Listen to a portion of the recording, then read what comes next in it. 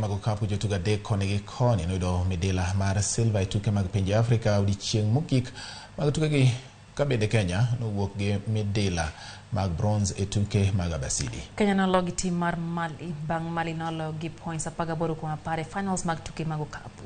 Mali nochako tugo maliet kendo loyo Kenya points 5-1 kapok Kenya oloko tanga kendo tero tugo e yweyo mar kwota mar ariyo ka gin chien gi points 9-8.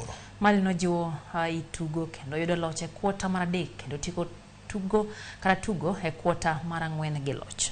E tugo mar Abasidi Kenya nolwar nyaka e manyo thuolo mar 3 bang' tim mar Mauritius moting'o jotugo Sophie Catherine Alium gi Marie Claude François loyo gi sets 3-1 mar 6-3, 3-6 kuma paraboro. Midila ariyogo nochwalo midila ma Kenya noloyo tukego nyaka 5 kama en duoko maber kipimo gi higa mar 2019 mane Kenya oyudo midila 3 kende.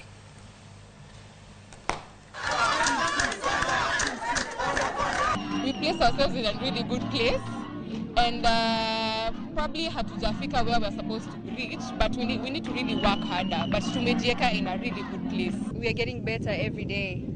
It's not the same as when we played the first match and the second and today. So I think we are getting better every day and we feel the court and everything. So I think that was it, yeah.